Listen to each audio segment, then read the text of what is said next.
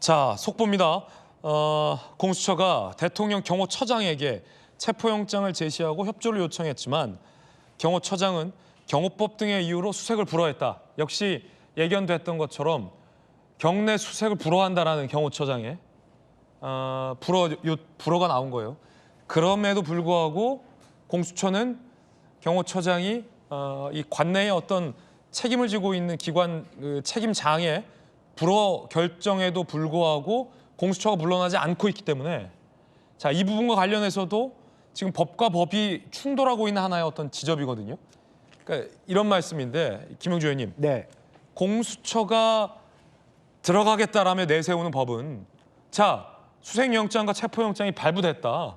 법적으로 발부됐다라는 건데 지금 경호처에서 내세우고 있는 법은 경호법 5조가 있고 형사소송법 110조가 있다. 수색을 불허한다라는 거거든요. 그러니까 경호처 입장에서 봤을 땐 법적으로 불허를 했는데도 불구하고 공수처의 병력이 자꾸만 올라오고 있는 모습으로 비춰질 거고 공수처 입장에서 봤을 때는 법원에서 영장이 나왔는데도 경호처가 불법하게 막고 있다라고 서로 볼 거예요. 그렇기 때문에 인식의 지점이 법과 법이 지금 충돌하고 있는 이 지점이라고 볼 수 있을 텐데 이걸 어떻게 하면 좋을까요? 그러니까 이제 수색과 압수를 좀 구분했으면 좋겠습니다. 그러니까 수색이라고 하는 것은 어떤 물건을 포함해서 그야말로 비밀이 있는 지역에 들어가서 여러 가지 가지를 살펴본다는 뜻인데 좋아, 그러면 살펴보는 것은 안 할 테니까 경호처장에게 우리가 지금 대통령에게 예의를 갖춰서 이것저것 물어볼 것이 있으니까 대통령만 우리에게 인수인계해달라 이렇게 얘기할 수밖에 없는 상황입니다. 그러니까 불가피하게. 수색영장은 집행을 못하더라도 네. 체포영장만 집행하게 해달라. 네, 그렇게 해서 수색에 관한 것은 별도로 협의를 하자. 그렇게 하는 것이 지금으로서는 좋을 것 같고요. 그런데 그러기 위해선 체포영장을 집행하기 위해서는 이른바 관내에 들어가는 일종의 수색 행동이 전제가 돼야 되기 때문에 네. 지금 그렇게 못하고 있는 거군요. 그렇죠. 그런데 이제 그런 그 살라미 전술을 통해서 당신이 대통령을 인도하지 않으면 불가피하게 나는 이 안에 진입할 수밖에 없다. 이런 논쟁을 할 수밖에 없을 것 같고요. 다만 수색이라고 하는 본연의 어떤 경호처가 이 건물과 관련해서 법적인 형사소송법상의 110조든 111조든 그런 부분에 대한 우려 때문에 당신이 막는다면 그런 행위는 하지 않겠다. 물건을 집어간다든지 대통령 관절을 갖다가 우리가 뭐 여러 가지 뒤진다든지 그런 부분은 하지 않겠다라고 하는 것이고 그 부분과 관련해서는 일정 정도 말미를 두고 다시 협상을 하자. 그런 방식이 있을 것 같은데 다만 그것도 또한 경호처장이 응하지 않으면 지금으로서는 난감한 일이다. 이렇게 봐야 될 것 같습니다. 이게 굉장히 묘한 거예요. 김영태 의원님, 그 경호처장이 이제 수색을 불허한다라는 것의 의미는 수색영장 집행을 불허한다라는 거고 그렇게 되면 사실은 관내 경내 출입을 불허한다라는 의미잖아요. 그런데도 불구하고 공처의 어떤 수색팀은 지금 들어와 있고 점점 지금 올라가고 있는 상황이에요. 보시면 관저 외부에서 추가적인 인원들이 계속해서 올라가고 있거든요. 글쎄요, 저것이 과연 경호처 인원은 아닌 것 같고 경찰의 인원들이 계속해서 뭔가 물리력을 보강하기 위해서 체포팀이 계속해서 외부에서 투입되고 있는 것이라면 글쎄 지금 공수처 체포팀이 무슨 생각을 하면서 계속해서 외부에서 물리력인 인원을 보강하는지는 잘 모르겠습니다만 조금은 좀 우려가 되는군요. 어떻게 보십니까, 김 의원님? 처음에 이제 봤던 150명 공수처 인원보다 더 지금 인력이 더 보강되는 걸로 보여지는 것 같아요. 맞는지 모르겠습니다만 뭐 저희도 취재 통해서 들어봐야 될 것 같은데 아무래도 공수처는 오늘 뭐 언론에 공개했던 것처럼 어떻게든 체포영장을 집행하려고 하는 의지를 좀 강하게 보이고 있는 것 같습니다. 그래서 계속해서 좀 대치 상황이 제가 뭐 김영주 의원님하고 생각이 좀 다른데 저는 좀 이어지지 않을까에 대한 개인적인 추측이 있고 저 과정에서 오늘 모든 패널 분들께서 말씀하셨던 것처럼 물리력이 있어서 어떤 사람의 피해가 있으면 안 된다라는 것은 많은 패널 분들께서 공감하실 것 같습니다. 그래서 체포영장을 집행하더라도 공수처와 경호처가 대립해서 충돌해서 피해를 입는다면 그 역시 국격이나 국민들이 봤을 때 굉장히 우스운 상황으로 역사의 오점으로 남을 거기 때문에 공수처도 체포영장을 집행하는 과정을 신중하게 해달라는 말씀을 좀 거듭 드리고 싶고요. 아까 법과 법이 충돌하는 지점을 말씀하셨는데 제가 국회의원을 하면서 느낀 건데 아마 이게 민주주의의 위기인 것 같습니다. 저마다 각 정당이 법 조문을 놓고 자의적으로 이익에 맞게 해석을 하는 일들이 22대 국회, 21대 후반부에서 계속해서 이어져 왔던 것 같습니다. 12월 3일 계엄 상황 이후부터도 보면 계속해서 여야가 각 조문을 놓고 헌법재판관 임명하는 것도 그렇고 각자에 맞게 이익에 맞게 법 조문을 해석하는 일들이 있어 왔는데 그것이 오늘날의 이 상황까지 귀결된 것 같고 참 국회의원 한 사람으로서 굉장히 안타까운 생각을 가지고 있습니다. 예. 자, 지금 앞서 이 외부에서 추가적인 인원들이 계속해서 추가되고 있는 것이 만약에 이제 공수처의 어떤 체포팀의 인력들이라면 공수처의 생각은 단언할 수 없습니다만 서재현 네. 부의장님 아마 이제 공수처가 현장에서 막아서는 경호처의 어떤 인력을 보고 저거보다 더 많은 인력이 좀 필요하겠다라고 판단해서 뭔가 물리적인 인원수, 병력수를 계속해서 더 늘려가면서 이 대통령 경호처를 물리적으로 압박하려는 그래서 계속 밀고 들어가는 아마 그런 모습을 공수처 체포팀이 지금 생각하고 있는 것은 아닌가라는 관측도 지금 제기되고 있거든요. 네, 그래서 사실은 언론에서도 그 우려 지점이 경찰 특공대까지 투입해서 영장 체포를 하겠다는 어떤 공수처의 어떤 비공식적인 입장 아닌 입장이 있었거든요. 그래서 이런 부분이 정말 저는 경호처장도 법과 법이 이제 충돌한다고 자꾸 생각하시는데 공조본에서 압수수색을 하게 되면 불허하는 것이 맞습니다. 왜냐하면 그거는 군사보호시설이고 그거는 법에 따라서 수색 불허는 맞지만 수색이 아니고 영장이거든요. 즉 대통령의 신분이기도 하지만 비상계엄의 내란죄를 혐의를 받는 그 범죄자를 체포영장, 즉 민주당이 체포하라는 것이 아니고 법원이 체포하라고 한 거기 때문에 저는 법의 충돌이 아니고 법의 해석과 관점의 문제라는 것을 다시 한번 말씀드리고 네. 경호처장도 만약에 공조본이 체포영장을 해서 들어갔는데 윤석열 대통령의 휴대폰이라든지 혹은 노트를 가져가게 되면 저거는 불법입니다. 그렇지만 즉 말씀드린 인신, 윤석열 본인만 이렇게 이 신병 확보하는 것은 전혀 법과 법의 충돌이 아니다라는 말씀을 꼭 좀 드리고 싶습니다. 네. 자, 권영세 비대위원장 여당의 윤 대통령에 대한 체포영장 집행은 대단히 잘못이다. 국격을 떨어뜨리는 무리한 강제 수사를 중단하라라고 조금 전 언론 인터뷰에서 밝혔습니다. 공수처의 체포영장 집행이 굉장히 잘못됐다라는 여당 비대위원장의 비판입니다.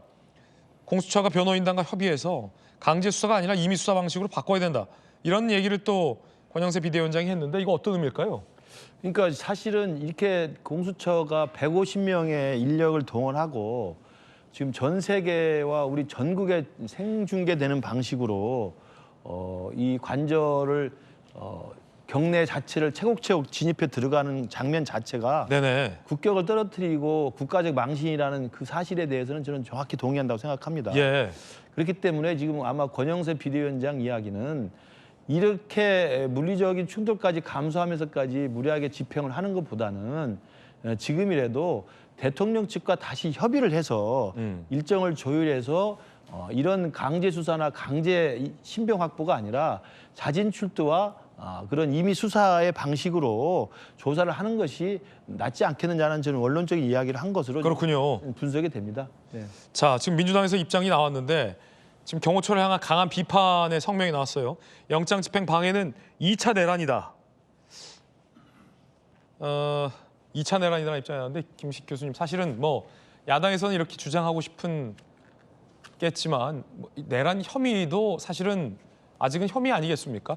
명확한 수사와 재판을 통해서 규명해야 하는 건데 이 민주당 주장대로 1차 내란 혐의도 아직 입증도 안 됐고 조사도 안 됐는데 2차 내란까지 가는 게 글쎄 야당에서는 이렇게 주장하고 싶겠으나 조금은 야당도 차분하고 침착한 모습을 좀 기대하는 게 좀 과한 걸까요? 그렇죠. 그러니까 우리 민주당이 정말 책임 있는 거대 야당 제1당으로서의 국정의 안정을 바란다면 지금도 민주당의 각 지역의 현수막은 국정 안정 새로운 대한민국 이렇게 되어 있습니다.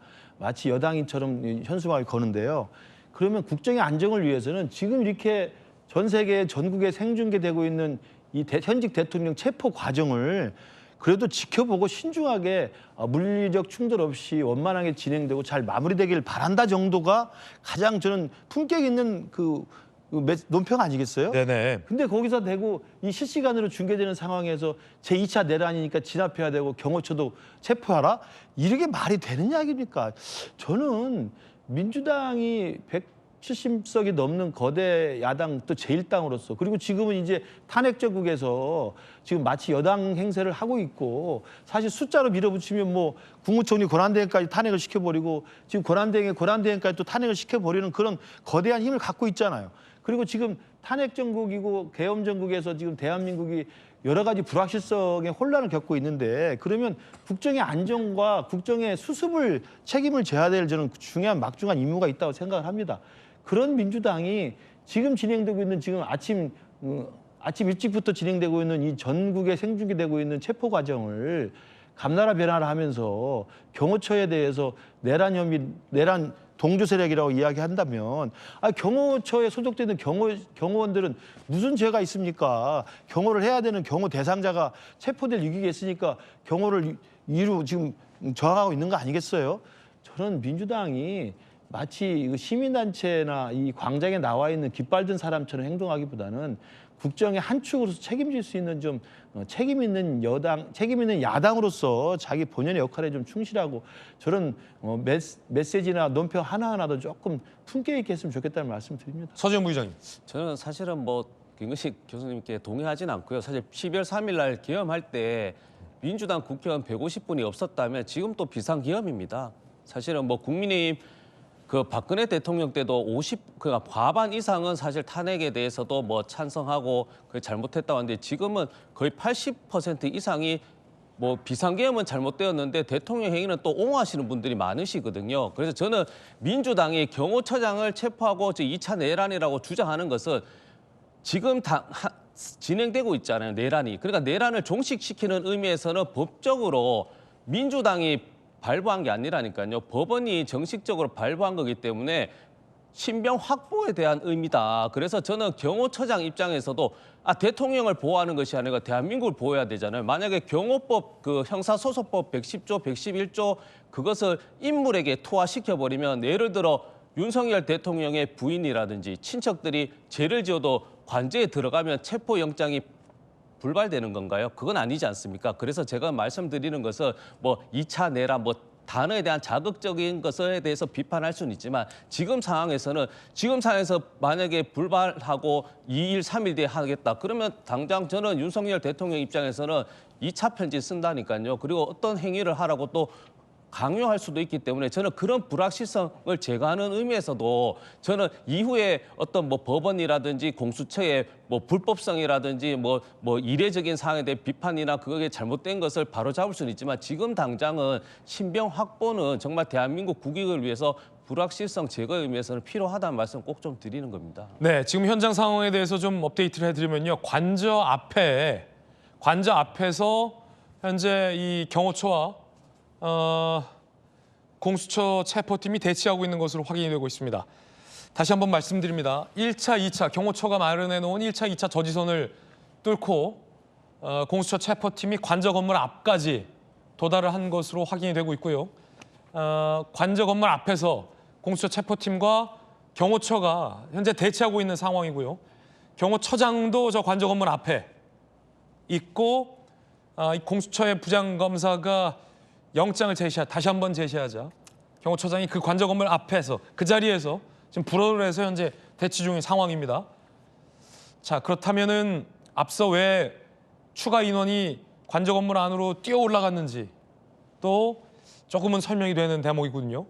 무언가 공수처가 막아서는 이제 경호처 요원들을 뒤로 한 채 내려올지, 즉 영장 집행을 포기하고 물러설지, 아니면 막아서는 경호처 요원들을 지금 저렇게 추가 어떤 공수처의 체포팀 병력이 도착했을 때 막아서는 경호처 요원들을 해집고 끌어내고 뚫고 대통령이 머물고 있는 관저 현관문까지 강제로 개방해서 대통령이 있는 곳에 가서 체포해서 끌어낼지 그 두 가지 지금 선택이 남아 있는 것 같아요, 김영주 의원님. 네, 그렇습니다. 네네. 지금 이제 1, 2차 저지선 뚫고 관저 건물 앞에 대치한다라고 하는 것은 3차, 4차 저지선은 없다고 봐야 될 것 같고요. 그렇군요. 그러면 1, 2차 저지를 하다가 일단 관저 앞까지는 왔는데 저기서 이제 마지노선이죠. 경호처에서 아까 말씀드린 것처럼 이제 관저를 이렇게 포위를 하고 대치 중에 있다고 봐야 될 것 같고요. 이제 그러면서 서로 간에 말하자면 그 수사 관계자들하고 실제로 경호처 요원들하고 여러 가지 논의를 시작했다 그렇게 봐야 될 것 같고 입장이 변화하지 않으면 돌아올 수밖에 없는 입장이지 않을까 그렇게 보여집니다.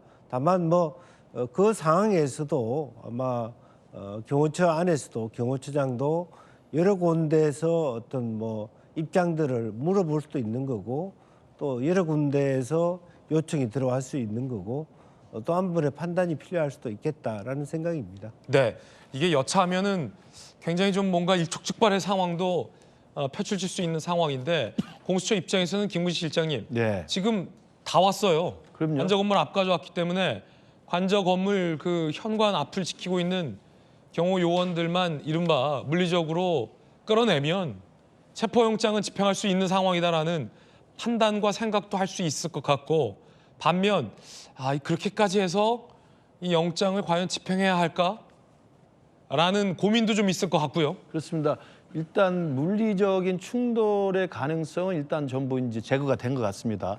일단 관저 건물 앞에까지 가서 경호처장에 나왔다는 것은 사실은 이제 경호원들이 막을 수 있는 상황은 아닌 것 같고요. 네. 경호처장에 나왔으니까 이제 경호를 책임지는 총책임자로서 입장을 밝힌 것으로 보이고요. 그리고 저게 만약에 지금 150명의 체포팀이 간 건데 그 관저 건물 안에서 경호하고 있는 경호팀이 그렇게 숫자가 많을 수는 없거든요. 그렇군요. 그래서 저는 경호처장 입장에서는 경호를 책임진 책임자로서 대통령을 경호해야 된다는 경호법을 이야기하면서 수색은 불허한다는 본래 입장, 본래 원칙적 입장을 전 제시한 것으로 보이고 그렇다면 아마 부장검사가 대동하고 있는 150명의 체포팀은 아까 김영주 의원 말씀대로 논리를 그렇게 필 거로 보입니다. 물론 맞다. 수색영장은 내가 수색을 하지 않겠습니다. 그러나 체포영장은 인신에 대한 신병확보이기 때문에 어디를 들여다보거나 압수하거나 물건을 수색하거나 물건을 몰수하는 게 아니고 현직 대통령만 모시고 가겠습니다라고 아마 이야기를 할 것으로 당연히 예상이 되고요.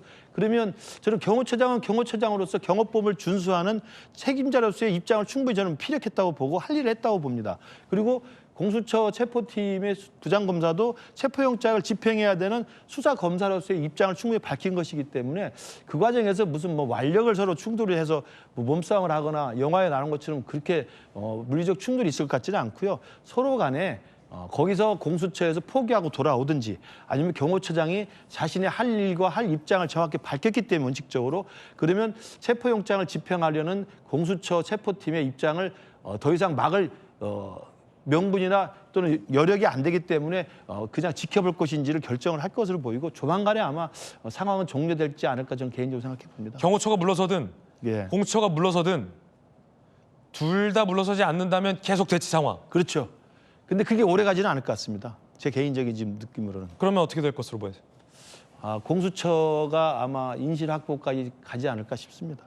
제가 왜냐하면 경호처장에 나와서 저런 입장을 밝혔다는 이야기는 만약에 몸싸움을 하고 물리적으로 완강하게 저지할 거였으면 일단 지금 정도의 충돌이 일어나죠. 그런데 일단 이미 1, 2차 저지선에서 그렇죠. 이미 이제 숫자도 일단 체포팀이 더 많은 것으로 지금 파악이 되고 그리고 경호처장으로서는 저런 행동을 하는 게 경호처장으로서 당연히 해야 할 일입니다. 내가 경호 대상인 대통령을 모시는 사람으로서 경호법에 근거해서 압수수색은 절대 불허한다. 까지는 이야기할 수 있는 거 아니겠습니까? 그 체포영장에 대해서는 또 수사검사가 이야기할 것이고 그래서 법과 법이 충돌하는 이 상황에서 이 상황이 어떻게든 마무리는 되지 않을까 싶습니다. 자, 만약에 어떤 물리적인 충돌이 났을 거면 1차, 2차 저지선에서도 났을 것이다. 그런데 사실은 글쎄 이 경호처 이 공수처 수사팀이 계속해서 저지선을 넘었다는 것은 경호처가 최후의 어떤 저항을 하지 않았다는 의미이기도 한 거죠. 그렇게 간접적으로 아마 예측이 되고요. 경호처장이 나섰다는 건 일단 경호할 수 있는 모든 방안은 다 하고 마지막 장면 아니겠습니까? 경호처장이 나서서 이건 불허한다라고 이야기했다는 것은 만약에 불허할 입장을 가졌으면 불허를 실제로 실행하죠. 그러나 불허를 실행할 만한 상황은 이미 종료가 돼버렸기 때문에 마지막 책임자로서 불허한다는 입장을 원칙적으로 밝히는 단계가 아니었나. 뭐 제 개인적인 추측입니다만. 네. 그렇다면은 이 관저 건물 안으로 만약에 이 공수처 체포팀이 진입을 해서 대통령에게 영장을 제시한다면 이른바 법적인 절차, 뭐 미란다 원칙을 얘기하고 대통령을 체포하겠군요. 그렇죠. 그리고 버스도 갔고 또 차가 갔기 때문에 그 수사팀과 함께 대통령을 모시고 과천으로 이동할 가능성이 있죠. 그럼 대통령은 지금 어떤 생각을 하고 있을까요? 대통령의 의지와 의사는 좀 명확해 보입니다.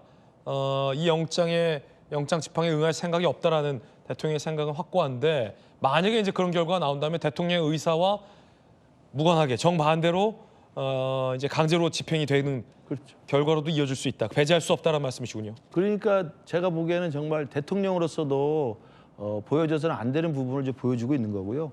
공수처로서도 또 우리 국가적으로도 보여줘서는 안 되는 상황이 지금 보여지고 있는 거죠. 그래서 저는 아까도 말씀드렸습니다만 만약에 지금 마지막 단계가 남아 있습니다만 공수처의 체포가 마무리가 된다고 하더라도 과천으로 와서 그 대통령은 당연히 완강히 저항하지 않을까요? 그렇다고 한다면 그런 상황을 포토라인 앞에 세워서 보여주는 게 무슨 국가적 이익이 되겠습니까? 저는 그렇기 때문에 정말 이 상황이 정말 우리 국민들을 더 이상 분열시키지 않고 또 국가의 외교적 또는 국가의 어떤 국격을 더 이상 훼손하지 않을 정도로 정말 잘 현명하게 마무리됐으면 좋겠고요. 공수처가 철수하든 아니면 경호처가 길을 열어주든 저는 정말 충돌 없이 마무리됐으면 좋겠고 대통령도 이제는 제가 아까 패장이라고 말씀드리지 않았습니까? 계엄이라고 지금 본인도 정당하다고 생각합니다만 대부분의 국민들은 이게 정당하지 않다고 보고 있는 것이고 그렇다면 지금 야당과의 싸움을 전쟁으로 생각하는 대통령이 전쟁을 수행하려고 했으면 전쟁에 실패한 거 아니겠어요? 그 전쟁에서 졌으면 패장으로서의 품격을 지키고 패장으로서의 당당함을 보여야죠. 거기서 마지막까지 끌려가지 않겠다고 하는 것도 저는 패장으로서의 저는 삼국지고 어디 무협지고 그런 패장은 본 적이 없습니다. 정말 대통령도 마지막까지 자존감을 좀 지키시고 대통령도 마지막까지 그 국격을 좀 지켜주시기를 좀 부탁을 드리겠습니다.